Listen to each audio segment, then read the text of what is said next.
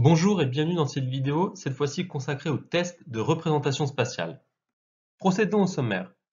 Dans une première partie, nous allons vous présenter ces tests de représentation spatiale et la méthodologie qu'il vous faudra appliquer pour les résoudre. Dans une deuxième partie, nous allons parler perspective cavalière. Dans un troisième temps, nous allons aborder la notion de patron. Dans un quatrième temps, vous allez apprendre à dénombrer les phases d'un solide. Dans une cinquième partie, nous allons parler des figures en mouvement. Dans une sixième partie, vous allez apprendre à comparer des longueurs, des surfaces et des volumes. Puis, nous finirons par aborder la notion de puzzle. Commençons donc par la première partie. Les tests de représentation spatiale peuvent prendre soit la forme de figure plane, c'est-à-dire une représentation en 2D, soit la forme de figure dans l'espace, c'est-à-dire une représentation en 3D. Les tests auxquels vous serez confrontés sont de nature diverse, pliage, perspective cavalière, patron, etc., etc. Pour ces tests, vous devrez être capable d'imaginer une rotation, une symétrie ou encore une figure en 3D. Logique que vous ne pouvez pas, la plupart du temps, matérialiser sur le papier. Vous devrez donc être fort en géométrie et disposer d'une bonne capacité d'abstraction. En termes de méthodologie, vous devrez être capable de tenter plusieurs techniques, parmi lesquelles, lorsque la figure se présente sous la forme d'un QCM, partez des réponses proposées et testez-les. Pour les exercices portant sur les patrons, faites le bilan des faces en contact les unes avec les autres. Dessinez une autre vue. Barrez et entourez ce que vous avez déjà compté au crayon papier, par exemple des côtés, des arêtes, des angles. Maintenant, nous allons parler perspective cavalière. Qu'est-ce que la perspective cavalière? C'est un outil qui va vous permettre de représenter sur une feuille de papier, donc en 2 dimensions, des objets qui existent en volume, donc en 3 dimensions. Prenons l'exemple du cube sur votre droite. Pour réaliser une perspective cavalière, vous devrez respecter les règles suivantes. Les arêtes cachées sur le modèle en 3D sont représentées par un segment en pointillé sur le modèle en 2D. Par exemple, ici, ici ou encore ici. Les arêtes visibles sont représentées en trait plein. Par exemple, cette arête-là ou encore celle-ci. Enfin, deux droites parallèles sur le modèle en 3D sont représentées par deux droites parallèles sur le modèle en 2D. Dans cette troisième partie, nous allons parler des patrons. Commençons par définir ce qu'est un patron. C'est une figure plane, donc en 2D, qui lorsqu'on l'applique va permettre de reconstituer le solide en question. Notez bien qu'un solide ne dispose pas d'un unique patron. En général, il existe plusieurs façons de déplier un solide. Prenons quelques exemples.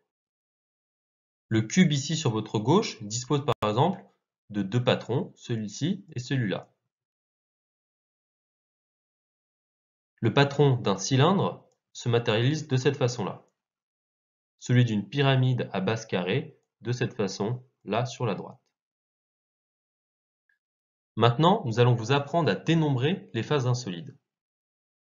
Si vous disposez du nombre d'arêtes et de sommets, vous pouvez appliquer la formule dite d'Euler, à savoir que le nombre de faces d'un solide est égal au nombre d'arêtes moins le nombre de sommets plus 2. Ainsi, par exemple, un cube compte 8 sommets et 12 arêtes. 12 moins 8 plus 2 est égal à 6 faces. Or, un cube compte bien 6 faces. Deuxième façon de dénombrer les faces d'un solide, vous pouvez assurer les faces comptées. Cette méthode est donc moins mathématique, mais peut être tout aussi efficace.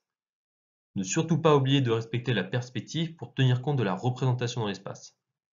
Un petit conseil, commencez par les faces arrière du solide afin de ne pas surcharger la figure de hachurage ou coloriage. Maintenant, nous allons passer à la cinquième partie, dédiée cette fois-ci aux figures en mouvement. Premier type de test auquel vous pouvez être confronté, ce sont des questions où il y a des mouvements de rotation. C'est le cas lorsqu'une figure effectue une rotation à chaque case. Ce qui les caractérise par rapport au mouvement circulaire, ce que vous verrez après, c'est que le centre de gravité de la figure reste le même à chaque case. Prenons un exemple pour être plus concret. Dans cet exemple, quelle va être la figure que l'on recherche? Ça va être celle-ci. En effet, vous voyez que la flèche, ou plutôt même la figure dans son ensemble, tourne dans le sens de l'aiguille d'une montre de 90 degrés à chaque fois. Autre mouvement auquel vous pouvez être confronté, les mouvements circulaires. Dans ce cas, le centre de gravité n'est pas le même à chaque fois. Ainsi, dans cet exemple, on voit que le symbole évolue dans le sens des aiguilles d'une montre en évoluant d'un coin à un autre à chaque fois. Dans la réponse, il se trouvera donc dans le coin en haut à gauche. On repère un mouvement d'alternance lorsque la figure se déplace toujours dans le même sens, en face, sur le côté, en diagonale ou encore en glissant. Dans ce cas, le plus souvent, les cadres fonctionnent par paires. Regardez l'exemple ci-dessous. On voit que le symbole évolue en diagonale à chaque fois. Il se trouvera donc dans le coin en bas à gauche dans la réponse. Dans cette sixième partie, vous allez apprendre à comparer des longueurs, des surfaces et des volumes. Le principe est très simple. Il vous faut choisir au sein des figures proposées une longueur comme unité de référence. Vous allez ensuite comparer les longueurs des côtés de chaque figure à cette unité de mesure de référence. Pour cela, c'est très simple, vous pouvez reproduire la longueur de référence choisie sur un morceau de brouillon et ensuite placer ce trait à côté de chaque longueur.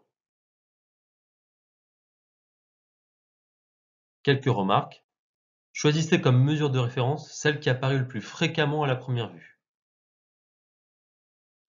Les représentations en perspective cavalière ne respectent pas les longueurs, donc ne vous fiez pas à ce critère pour comparer deux figures représentées ainsi. Septième et dernière partie, consacrée cette fois-ci au puzzle. Deux variantes des tests puzzle vous sont proposées. Procédons à l'étude de la première variante. Dans ce cas, l'exercice porte sur une image, puis vous propose des morceaux d'image. Il faut alors, parmi ces propositions, retrouver celle qui appartient à l'image d'origine. Le principe du test est très simple, vous disposez d'une image d'un puzzle auquel il manque une pièce. Plusieurs propositions de réponse vous sont faites, il faut trouver la pièce complétant l'image. Pour résoudre ce type d'exercice, repérez les caractères particuliers de l'image, un contraste de couleurs, ainsi que l'ordre dans lequel il s'opère, un trait fin, une texture particulière, etc. Analysez les propositions une par une en validant, invalidant les critères particuliers repérés. Dans la seconde variante du test puzzle, on vous propose des morceaux d'image. Il vous faut alors, parmi ces propositions, retrouver celles qui permettent de reconstituer une image. Pour résoudre ce type d'exercice, concentrez-vous d'abord sur l'image la plus grande. Il est en effet plus facile de raisonner dans un premier temps de manière globale et d'envisager ensuite les détails. Une fois cette image validée, intéressez-vous aux plus petites images. Observez-les et tentez de repérer celles dont les contours correspondent à la grande image validée. Merci d'avoir suivi cette vidéo consacrée au test de représentation spatiale. Comme d'habitude, si vous avez des questions ou des remarques, vous pouvez nous envoyer un mail ou nous contacter directement sur notre plateforme prepacademy.fr via notre chat. Vous pouvez aussi liker notre page Facebook et Twitter afin d'être tenu au courant de toutes nos dernières actualités. À bientôt sur Prep Academy.